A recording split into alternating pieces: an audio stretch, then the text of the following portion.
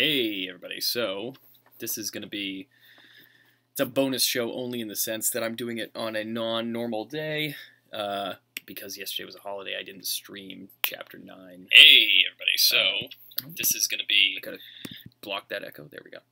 So, I'm going to read Chapter 9 today, and I will read Chapter 10 tomorrow, probably closer to the normal time. I had Wi-Fi issues where I was, so I wasn't able to get online and actually start this one. So here we are. We're going to be doing it now. I did want to make a quick comment, note, thought that I had. So since I've been reading live, I've found a number of things in the first book that need to be fixed. Some of it's simple grammar things where commas should be replaced with something else in terms of dialogue, or places where I left a letter out, or there's a minor misspelling or something. And then some of it's a little more continuity, misspoken references to events or something like that. Nothing serious. But it made me really frustrated for a while to realize that a book that I put out and published and is now in a second edition had things in it that I needed to fix, when I thought that I had done such a thorough job of going through it with on my own and with people who helped edit. But I was fortunate enough to be in a chat for Penny Arcade stream and have user Times New Ponin, which is a great name, we can all agree, say that frustration with your own work is pretty normal if you're somebody who creates stuff. And I think he's right. So rather than being upset about the fact that what I thought I had been giving people when they paid for the book was, you know, the highest quality, and realizing that there's things I need to improve, I'm going to look at it more as, thank goodness I started doing these streams, because now I'm finding things that I know I can work on. And I spent 2 or 3 hours today going through the first 6 chapters and cleaning up the first 6 chapters in this text that I've been reading from, so that I will then go back, fix it, and then when I do the printing of the 3rd edition, it will have all these fixes that I want in there. So that's a roundabout way of saying, 1, don't be upset if the stuff that you make doesn't quite live up to what you were hoping for right away, because you can always improve it. And 2, thanks to everybody who's been tuning in, listening, asking questions, or just getting on the stream and joining, because it's been really cool to have an opportunity to do this. So, with that said, start with Chapter 9. Quick recap of 8 and what occurred. You get a lot of backstory on Neep and Diaga's past together, how he met Neep, how she became his bodyguard. And it's essentially just them traveling slowly, or as rapidly as they can actually, to the east, in the process getting to know who is who and what their motivations are, and it's kind of uncovering what was suspected already, is that Ghost may not be the most pleasant of human beings. So we're in Chapter 9. This is a relatively shorter one, so I will be reading through that, and then if anybody pops into chat, I'll do a couple questions, and I'll be back tomorrow. So, the village the companions rode into was a tiny, nameless one, yet it appeared the people here had prospered either from travelers moving east and west or by their own trade. There was no sign of fear in them, despite the rumors of bloody fighting in the east. A few guards, likely mercenaries, were positioned at the entrance to the town on both ends of the road to drive refugees clear of the village. But once they saw the party was well armed and moving east, they stepped aside without question and let them pass. 5 fine stone buildings with real slate-tiled roofs around a community well made up the main square of the village, though there were a few low wooden homes beyond the central hub that Trem could see. Children played in the streets, and townspeople carried on conversations while washing the laundry or fetching water from the well. As the group made their way into the square, they were met with stares and whispers. Neep and Grimtooth drew the most discussion, but there were ample figures pointed at the others. Ghost, having overtaken the others once they reached the outskirts of the village, rode through the town like a conquering general, looking neither left nor right, but moving unstoppably onward, and the people gave him a wide berth. By contrast, Grimtooth and Logan waved and smiled at the children, who shied away in doubt and fear, while Trem and Joven merely looked about them in curiosity. Diaga was farther back at the end of the line, whispering to Neep in a soothing voice. The Firecat seemed to grow less and less tense about entering the village as he spoke, but it was clear she was not fond of populated areas. Trem wished he could relax, but he remained on alert, scanning the gaps between the buildings and attempting to ascertain the purpose of each structure and what lay beyond them. Too many times he'd ridden into places such as this just to find an ambush or some other danger looming. Javanaleth, however, was all smiles. It's like being in Dragon's Watch again, a tiny section of Bladeholme in the middle of nowhere. Trem eyed him as he answered, "Does it truly resemble your city?" Joven nodded. Bladeholm was built entirely from stone buildings. There's no thatch anywhere. Much harder to burn in an attack. Ah, of course. The Wizards of Osmandius helped us raise it. One of them even remained once their work was complete to advise my father and mother, and to tutor me. Tutored by a wizard? Trem was mildly astonished. Did you learn any of Diaga's magic tricks? Joven laughed. No, I was taught history, mathematics, poetry, all the key subjects for a young lord. Dialcatha was a good teacher. He made everything seem interesting and important. Trem considered his young companion. Do you miss your home? Javaneleth paused thoughtfully before replying. I suppose I miss Bladeholm, but with my father gone, in the end it's not but cold wood and stone, without friends and family to warm it. What about your mother? Trem asked. She's very like my father, Joven said, and wouldn't stand by while the invaders built up their forces to come further south. She was ready to go to Aves when attempted to orchestrate some kind of treaty with the Eagle Knights when I left. In some ways her mission is more impossible than our own. Trem did not reply, sitting lost in thought as their group rode on through the center square of the town to the lone inn just beyond. Unlike the sprawling structure in Gyla-Kill, this was a small and squat place, very simple but well kept. The innkeeper, a kindly-looking older woman, met them before the door. I fear we may not have enough rooms for all of you, my lords. Trem was the first to dismount, smiling and taking her hand in his. Rooms are not necessary, good woman, but we would like to stable our mounts for the day. We can pay you, of course. She smiled pleasantly at him. Of course, my lord, of course. Introductions were made, and the kindly woman was careful to instruct the travelers on conduct while in town. You don't look the type to start trouble, but you do carry weapons. Be careful to keep them to yourselves now.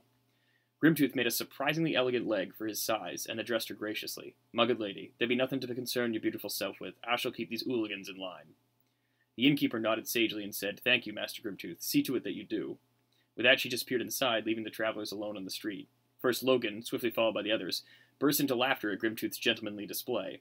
Joven wiped tears from his eyes, and Diaga laughed so hard he sat on the ground holding his ribs, causing a confused Neep to drop next to him protectively. Only Ghost was unmoved by the display. I will head to the blacksmith if you fools can keep your wits about you a few hours without me. Logan, still laughing, waved him off, and then Apollyon strode away, angrily shifting his armor as he did. Diaga, now somewhat recovered, declared he would go perform parlor tricks for the town's children, until it was time to leave. Javaneleth eagerly asked to join him, and the two, along with Neep, headed for the town square, talking excitedly. Logan watched them go and asked Trem, Do you suppose they'll be all right without us? Trem sighed and shrugged his shoulders to indicate he thought the answer mattered little. If Diaga keeps his tricks simple, they should be fine. We cannot treat them like children. They're old enough to look after one another. Logan eyed Trem sideways, an odd thing to say for someone who's about the same age. Trem was unsure how to respond, but Grimtooth saved him when he nodded agreeably and said, Well then, if that be the verdict, I say we head inside and grab some drink. It'd be too hot for this orc in the sun. Grimtooth, Trem redirected the conversation quickly. Can I ask why you have that tattoo? I realize it's the symbol of Hawking House, like on Logan's armor, but why do you have it set into your skin? It was Logan who responded. My father is responsible for that. Grim wanted to hold on to some of his orcish heritage, such as having the Hawking House tattooed on his chest like a clan sign. Many of the people in Anglodeus were aghast at such barbaric display, but it demonstrates how wedded Grimtooth is to both his traditions and the family he now calls his own. The orc nodded sagely. Sometimes it be your roots that do hold ye in the ground the most. Trem and Logan exchanged smiles of approval, and they went into the inn's common room. The place was compact but well lit, and as nicely kept as it had appeared from the exterior. The furniture was all lovely carven wood, and though there was little of it, it was spaced comfortably about the cozy room. The weather had been pleasant of late, so there was no fire, but there was a halfling man with a small instrument perched on a stool on a makeshift stage.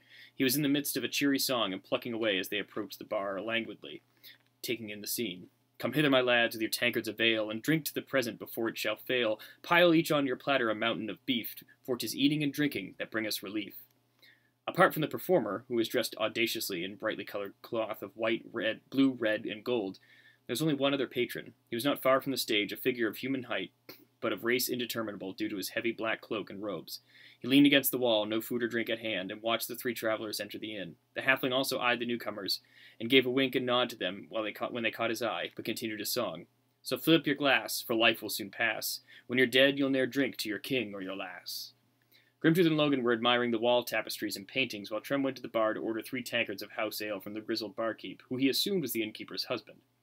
He could not help but continue to listen to the strange song, which had begun with and maintained a cheery tune, yet seemed to be veering in darker in subject matter.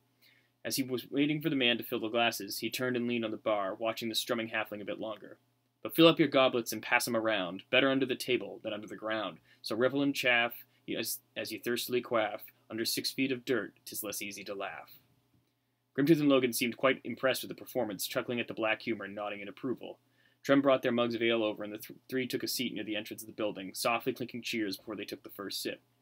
The ale was well made, and Logan closed his eyes contentedly. For his part, Grimtooth downed half the mug in one pull, breathed satisfactorily, and grinned impishly at Trem. The half-elf smiled back and was about to speak, when he felt a tug at his traveling cloak and turned to see the halfling from the stage, smiling toothily at him. "Hello." Trem was confused and a little wary, but he answered, "Hello, can I help you?" The halfling was of middle years for his race, perhaps 50 to 60, and cheery enough. He had short, curly black hair and a ready smile that betrayed his openness. If that alone hadn't told Trem he was a mite flamboyant, his bright blue tunic, complete with the red and gold puffy arms and elaborate trim, all atop sheer white breeches, certainly did. He was dressed well enough to be a noble, but outlandishly enough for a traveling jester, or Trem supposed, a child's idea of a minstrel. The smaller man extended his hand. "The name's Gend, Silraster Gend, renowned hero, performer, lover, and thief." Trem smiled in spite of himself and returned the handshake warmly. "Trem Waterhound, simple traveler. What brings you to me, Master Gend?" The halfling waved to the title away. "Just Gend, old boy, Gend will do." He gathered himself as if to ask something significant, and gestured to the dark-clothed figure in the corner. "My friend Wrath and I, we wondered if you and your mates might join us for a round or two. It's terribly lonely here. The townsfolk are dreadfully boring. Most don't even come to hear me play, and I dare say I'm rather good." Trem eyed the cloaked shadow still leaning against the wall in the back. "No offense, Gend, but your friend does not sit well with me." Gend looked back at Wrath as if seeing him for the first time. "Really? Must be all the black he wears. Not to worry. He's a simple adventurer like me. Not as well known, I assure you, but a member of my trade, nonetheless." He looked at Trem beseechingly and said, "Please, Trem, we only want to swap stories." Trem sighed. "Well, Gend, I suppose if that's all, but we have few stories to share." Gend clapped his hands. "That's fine, fine. I like telling stories almost as much as hearing them." Trem followed the unusual character back to his table, waving over Grimtooth and Logan, who were back to the bar to refill Grimtooth's drained tankard. The two exchanged glances and shrugged, bringing over their drinks and nodding politely at the two strangers. The half-elf sat first, eyeing the smiling Gend and his shady companion, who nodded slightly. Trem could see that he had brown eyes, but that was all he could discern. The rest of his body was hidden completely by black cloth wrapped around his head, face, and even hands. He appeared tall, elven tall even, yet strong, and he filled out his ample robes, just casually leaning. Logan and Grimtooth sat, introducing themselves and getting enthusiastic shakes from Gend, and the same slight inclination of Wrath's head. "Well now, isn't this nice?" Gend rubbed his hands together excitedly. "Finally, some real people to talk to, not those dreary townsfolk. I'm from Delmore country originally. It's a few days' ride east of here, and I must say, I have not been this bored since I left home." Logan sipped his ale before asking, "You left home out of boredom?" Gend nodded emphatically. "Oh yes, I had many skills that were not looked kindly upon there. Lock-picking, horse-thieving, anything involving risks and stealth. I'm your halfling. Perhaps you've heard of me?" Trem shook his head. "I'm afraid we've not been away from home in some time." "We're from Anglodeus," Logan added soothingly. "We may have missed some of your more famous escapades." Gend was slightly downtrodden. "Still, I would have thought the tales would have spread that far by now. Ah well, what about you? Any grand adventures to share?" Trem answered him swiftly. "Actually, we met but a few days ago. We intend to head to Southron with a few other companions." Southron? That's quite the distance to travel. It was the first time Trem and the others had heard Wrath speak. His voice was rough and almost guttural, reminding Trem of a wolf or a bear growling.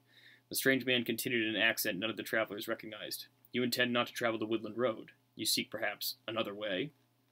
Trem immediately felt wary, but he remembered what he had told the others. They needed someone who could show them the way south, and this Wrath sounded like he knew one. Trem gathered himself before replying, "One of our company claims to know a road south exists beyond the town of Delmore, but any path to Southron is what we seek. Could you explain one to us? It sounds as though you've been there." Wrath suddenly grew very tense. "This way, it's not safe. You would do better to go back as you came." Logan placed his hand on Wrath's arm, pulling his attention back to the Anglodaic. "We cannot go back. Now do you know a way, or not?" "You will not touch me again, knight." Wrath's eyes burned into the armored man, and he pulled his arm free and moved suddenly away from the wall, and began making his exodus toward the stairs of the inn. "Gend, I must gather my things. We should leave soon." Gend waved him away. "Oh, get going, you. You're ruining my fun. Go on, go on." Wrath swept across the common room and up the stairs. Trem's eyes followed him, but then Gend was gesturing to the others to lean in, as though he had a secret. Trem turned his focus back to the halfling. "Listen, Wrath does know a way to Southron, and it is dangerous, but I know it too. I've been through a few times. I could get you there and quickly out again, better than anyone alive." Trem and Logan exchanged a brief glance. The half-elf took the lead. "Gend, this is a very appealing proposition of yours. We need to consult our friends first. Will you and Wrath wait a while for us?" Of course, of course." The halfling was all smiles, but suddenly his face grew dark. "But hurry, Trem. I don't know how long I can convince him to wait. We should leave swiftly, especially if your mission is dire." He pointed a diminutive finger at the half-elf. "You must not dawdle. Go." Trem and the others were outside quickly and exchanged mixed opinions on the odd pair they'd found within the inn. "I didn't like 'em, Trem, either one." Trem was surprised. "Either? Gend is a harmless tail spinner, and if he knows the way... I agree with Grimtooth, Trem, interrupted Logan. Wrath may seem more dangerous, but I doubt Gend is as famous as he says. He could get us lost on that road of his, or worse. Grimtooth nodded. It would be better to wait for more reliable fellows, or to simply follow Ghost Road, whatever it is. There's no need to convince me. I'm not the leader of this little expedition. Trem's explosive outburst caught the others off guard. You two do as you please. I'm going to find Ghost. Logan tried to quell Trem's sudden temper. All right, Trem, if that's what you want. The half-elf made no move to respond, walking swiftly away from the Blood Brothers. Logan sighed. Maybe we are wrong about Gend. We do need a guide. Grimtooth shouldered his axe. Aye, and maybe Diaga was wrong about Trem. The orc strode off toward the town center, leaving his companion alone with his thoughts. Realizing he might be by himself for a while, Logan shook his head and started off after the orc, talking softly to himself. What does it matter anyway? Every step we take south leads us farther from home. I wonder if we'll ever get back. Trem stormed off in the direction of the blacksmith shop, his thoughts in turmoil. Logan and Grimtooth's behavior had infuriated him because it put weight on him he did not desire. Trem's sole duty was to Javanaleth, even if Curvin had made inroads to show him the greater weight of his actions. Trem had no desire to be in a position where his decisions affected the fates of others, given how hard it was just guiding himself. He picked his head up and realized the distance to the blacksmith was quite short, and so he slowed his pace. There was no proper building, just a large brick-and-mortar forge with a heavy canvas awning. Trem did his best to gather himself before getting any closer. As he reached the blacksmith shop, he paused, glancing under its heavy canvas awning to watch Ghost and the smith. Ghost was leaning back on a stool against one of the shop's heavy support beams while the smith was toiling away, apparently guided by several sketches that Ghost had given him. The Napoleon spotted Trem looking in and motioned him over. Trem sat next to Ghost without comment. For a while the two remained there, unmoving in the eerie glow of the smith's dancing flames, and then Ghost turned to Trem. It should not be more than 5 or 6 days' hard ride southeast before we get to Delmore. Before I came to Guylick Hill, I had heard there's a road south from there, past the forest and leading to the desert beyond. The trick will be finding it. Trem nodded and said, I heard the same from someone else. He related Gend's tale and offer, emphasizing that he thought it might be their only option. Ghost shrugged and furrowed his brow in thought. Rather dangerous to go trusting strangers on a perilous road. I trust Gend. And the other? Trem paused. No, I don't like the feel of him. Ghost accepted this without comment, and they sat in silence a while longer, listening to the rhythmic clanging of the smith's hammer. Finally, Ghost spoke again.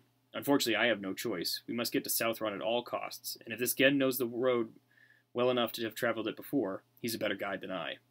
Why are we in such a hurry, Ghost? Trem turned to face him. Evading the creatures from the end of the Four Winds. Fair enough. But we've seen no sign of them, and you continuously pull us southward. For what? I told you I must retrieve something in Southron. What is it? Ghost suddenly became angry. What should it matter, half-elf? You're stuck with me now. I will not be partnered with a man who has evil intents. Ghost laughed. Oh, I see. Trem Waterhound has nothing but honest causes all his life. You're as pompous and foolish as the damned Angladaic. Trem spat on the ground angrily, rounding on Ghost. My causes are not of your concern. I promised you nothing. I only swore to help Jovan find his father. Anything else we take by choice alone. Ghost stood then, leaning close to Trem. And if the boy wants to join me when he learns what we're after, what will you do then? You want to know what I seek? Fine. Bring the others here, ready to ride, and I'll tell them what you want to know. Trem spun on his heel and walked out of the smith's shop. Ghost's voice followed him just out of the heavy curtain as he brushed it aside. Just remember, Trem, you chose to help. What if he decides he doesn't want your help anymore? Diaga and Javanaleth found time to chat as they made their way to the town square. Jovan was curious to a fault, and the display of power Diaga had shown at the Inn of the Four Winds had caught his attention. He'd heard the story of Diaga attending a sort of mage's school at Osmandius, and though he was not entirely clear on why the younger man had to go to a school to learn magic. As they walked, he put the question to the young spellweaver. I thought magic was just something you were born with, not a discipline you studied. To a degree, magic is bred into a person, Diaga explained. Though no one knows how certain people develop an affinity for it. Still, a mage, someone like me, has a capability to use magic but will never truly learn without instruction. We mages must study the language of the gods and learn to speak and even write it properly, so we may lend power to the words we invoke. There's a price to be paid, however. Jovan looked at him quizzically, and Diaga continued. When a mage casts a spell, he has to give something of himself to provide it with arcane energy. Simply knowing the proper words, gestures, or scripts is not enough. The more powerful the spell, the more that one must sacrifice. The more one studies and uses magic, the more arcane strength they can give to spells. It exhausts the caster once they use too much, and we must enter a deep resting state, much like the one Trem was in this morning, to regain what we have given ourselves. This is not the only method of using magic. There are other forms. Priests, for example. Priests? Jovan looked puzzled. Do they not also study the language of the gods? In a way, you're right, but a priest serves a particular god, and does not study their language as much as their ideology.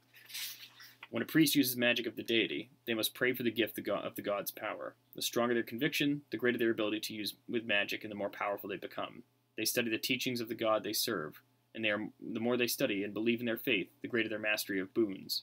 Take Logan. If he serves Paladinus well, he becomes a paladin and can receive many boons from him, and the stronger his belief in him, the more potent his magical strength will become. Regardless of how one summons magic, they must spend time in meditation and study of a kind to harness it. Joven felt he understood. So there's no inherent ability to wield magic. It takes a dedication of some sort. For the most part, yes, Diaga glanced at him, though there are some who are believed to possess magic in their blood. Trem explained that to me, like how some elves can sense arcane power. Diaga shook his head. No, I mean those who can truly wield magic as if it were a part of them. The only one race is believed to possess such power. The legends call them the Revenants. Joven looked at the mage in amused disbelief. But they're just that, legends. Diaga shrugged and replied, Some believe they exist, but are rare and in hiding. Revenants are said to be born with magic a part of them, as surely as our arms and legs are part of us. A Revenant wields magic like a physical extension, though his or her power is not unlimited. The stories claim that a Revenant specializes in a type of magic, and enhances their skill through constant use. A Revenant may learn to call upon lightning and focus his exertion in that ability, but his strength with conjuring fire or ice will never match it. So it's like training with a weapon. The more you use a sword, the better you become, but you'll never be as effective with a bow. And like physical training, it takes effort. A Revenant must use magic frequently to become stronger in it, just as you must practice forms with your sword to stay skilled. I think I understand, Joven said thoughtfully, but there's still a fairy tale. No one's ever seen a Revenant. None of you had seen a Firecat before, and yet Neep exists. Joven digested that comment with a smile and patted Diaga's shoulder. Well, then I shall suspend my doubt for now, and call you wise if we ever meet a Revenant. Diaga grinned. A deal, Javaneleth. Now let's see if we can rouse the attention of these townsfolk. Diaga had learned his parlor tricks from many of the wizards and students during his time at Osmandius. Even before he was enrolled there, he had developed a deftness of hand that enabled him to perform basic feats with his thin fingers. None of these skills involved magical talent, but rather dexterity and sleight of hand. The ability to control something like a coin so fluidly as to make it seem alive as it danced through fingers improved an aspiring wizard's skills of concentration in weaving runes or sigils.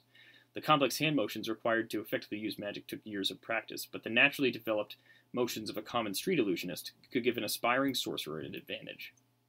Unlike his counterparts at Osmandius, Diaga had taken all of these tricks quite seriously, and they had fed him and Neep when they would certainly have gone hungry without them. Still, Diaga's real passion was performing for children whom he deeply loved.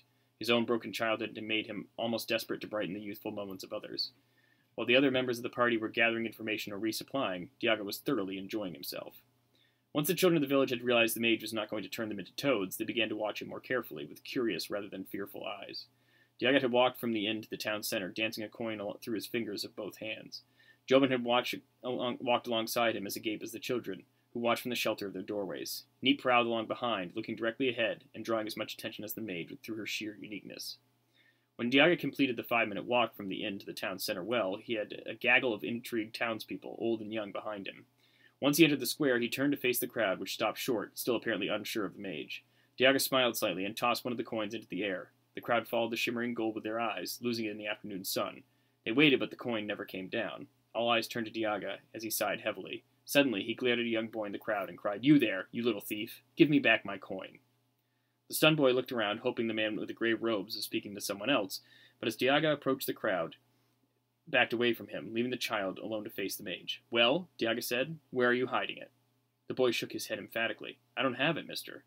"Do not lie to me. I saw you grab it out of the air." Diaga was right in front of the boy, looking very grim, when suddenly he gave a knowing smile. "Oh, I see it now. Good try, but I believe this is mine." Diaga's hand shot forward and pinched the boy's ear. The child cried out, and clutched the side of his head to be sure the appendage was still there. Then the crowd, which had gone deathly quiet, burst out in uproarious laughter. Diaga held the coin aloft. Fancy that, a boy hiding gold in his ear. With a smile, he handed the coin to the stunned boy, who still held the left side of his head, and turned back to the well, followed by thunderous applause.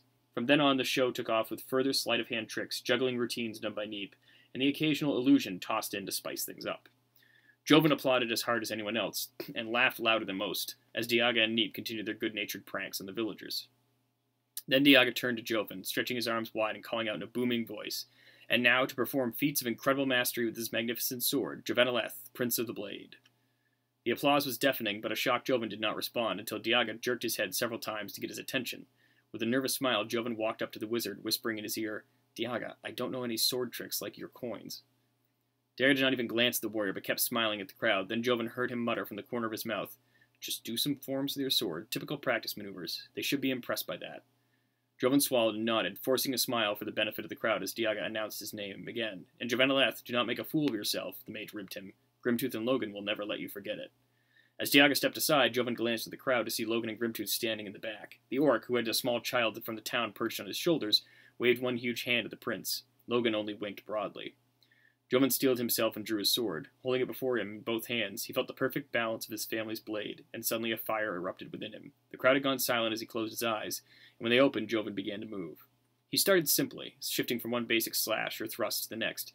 Then he began to whirl faster, and the forms grew more and more complex. Joveneleth had never mastered all the exquisite movements his father tried to teach him when he was in Bladeholm, but he had seen them, and he remembered. He spun like a roiling storm, yet his exertion was limited, and he felt no fatigue. He only felt alive. As Joveneleth spun from a thrust into a swift vertical cut, he felt his blade strike something hard. There stood Trem, his own blade drawn, holding Joven's sword on the crosspiece. Trem smiled at him and whispered, "You practice well, so let's see how you fight." The crowd roared at the sight of a challenger, and the two stepped back and saluted. Grimtooth cried from the back of the audience, "Set him on his arse, Joveneleth." The audience exploded in laughter that quickly tailed off as the fighters dropped into crouches. There was an audible gasp as the two rushed each other, and their blades locked. The battle began. Joven had only seen Trem fight in the inn at Gailac Hill, and he had been impressed then, but this was far more daunting than he expected. Trem seemingly flowed from one strike to the next, and for the first several moments all Joven could do was parry or dip out of the way and retreat. Trem was effortless in his movements. He simply struck, shifted, and struck again. Joven found himself dodging, trying to make Trem miss utterly so he could counter, but the former hermit was always a step ahead. Joveneleth finally chose not to deflect an oncoming slash, but instead ducked quickly as Trem swung lazily at head level. The warrior seemed surprised when his blade passed unimpeded over his foe, connecting only with the air. He was even more surprised when Joven swept his feet from underneath him. The half-elf recovered as he fell, rolling away and springing swiftly back to his feet. The crowd was applauding Joveneleth's sudden return to the fight. Trem reset himself and smiled, but Joven was into the battle now, and he lashed out quickly. Trem found he was now the one on the defensive, warding off Joven's blows with his sword. His attempts to get back and control the fight relaxed. Joven was battling like a man possessed. Launching himself forward, the prince finally put himself off balance and Trem swung downward to disarm him, but Joven had roped him in. He spun as Trem slashed aggressively, and his blade hurled Trem's away. The prince stood, his chest heaving, and the stunned crowd was silent for some time before bursting into whoops and cheers of delight. Joven stood, surrounded by the villagers who were patting him on the back and exclaiming at his skill, unsure of precisely what had just happened. Then Trem was there in front of him, sheathing his sword at his side and placing a hand on the boy's shoulder. That, he shook his head, was most impressive. "I'm not sure what happened," Joven shuddered and blinked as though coming out of a trance. Trem gripped him on the shoulder. "Your instinct took over. Your father would be proud." Joven looked at the blade in his hands as if seeing it for the first time. It was like he was here with me. I noticed. The two stood silently for a moment while the crowd dispersed. Joven slowly sheathed the heavy broadsword and finally began to look around. Logan and Grimtooth were there with him, holding the reins to his horse and their own. Diaga was coming toward them, leading his own steed, with Neep loping at his side. "We are leaving," Joven asked. Trem paused, then nodded slowly. "We have to pick up some friends on our way out." Joven seemed to gather himself. "All right, well, let's move on then." They turned and headed back to the inn. Grimtooth and Logan praised Joveneleth up and down for his skill in combat, but the young man was only half aware of their presence. Trem and Diaga had their heads together in front of them, talking quietly, and all Joven could see in his mind was the effortless movement of Trem's blade and his own, seemingly inborn, response.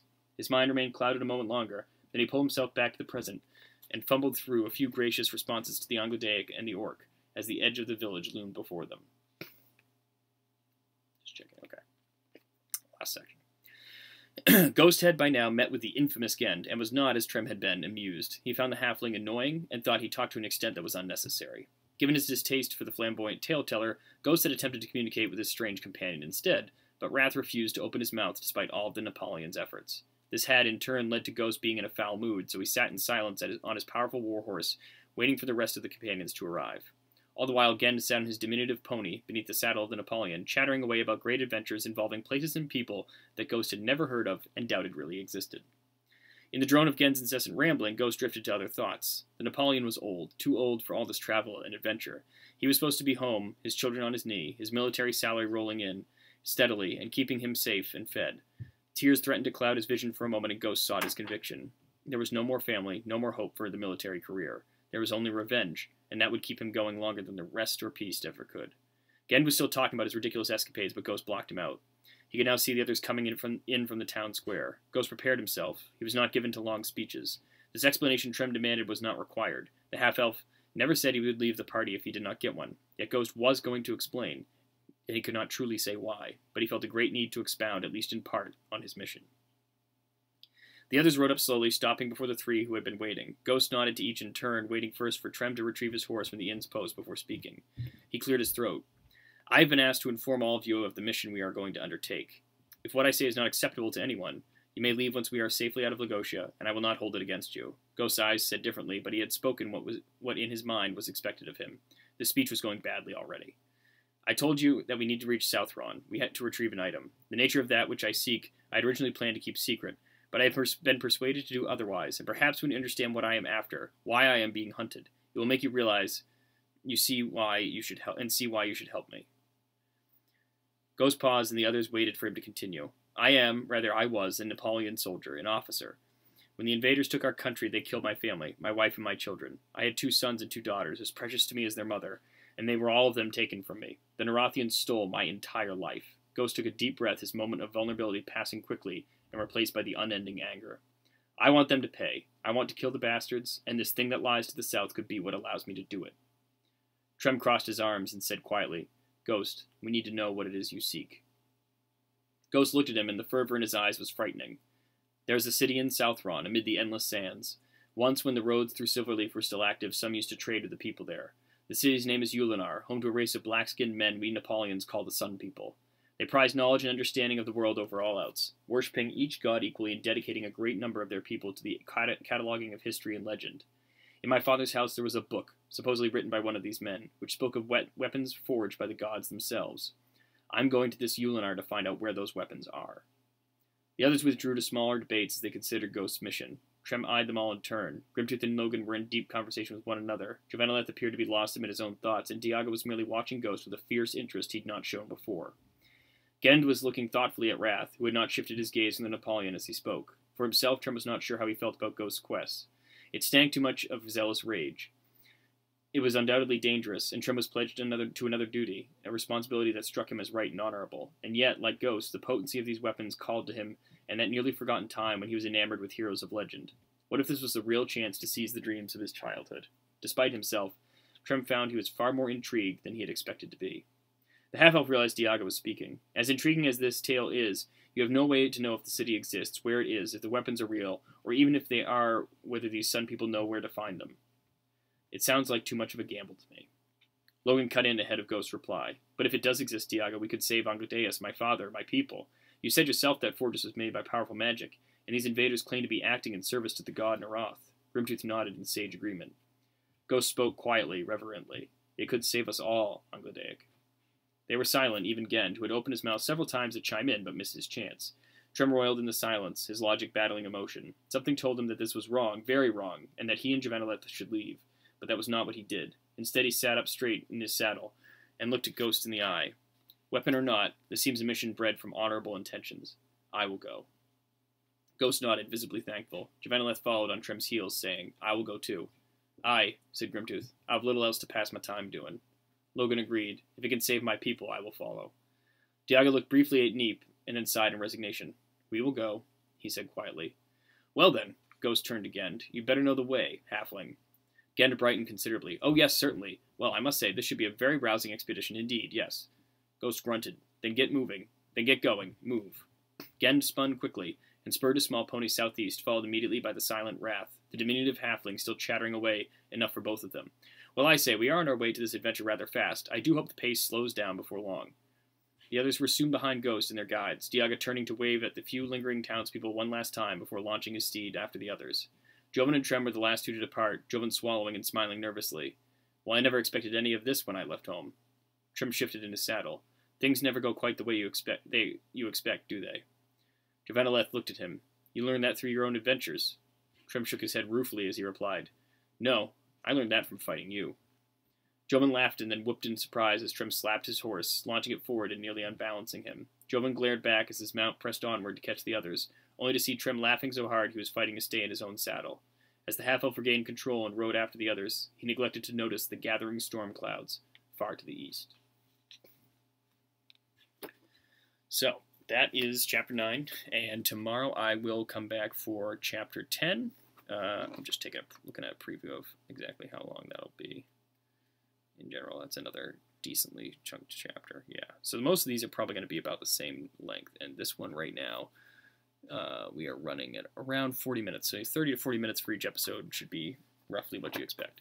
I haven't seen anybody in chat, so I'm not going to do Q&A unless somebody has anything. But please send any and all questions to at Legacy Chronicle on Twitter, or you can find me at trevorhpaul@gmail.com for messages there. You can also send messages through Twitch. And as I said before, I will put the video up on YouTube. This one will probably go up sometime tomorrow. Hope everybody enjoyed their holiday, and I will be back tomorrow afternoon or evening.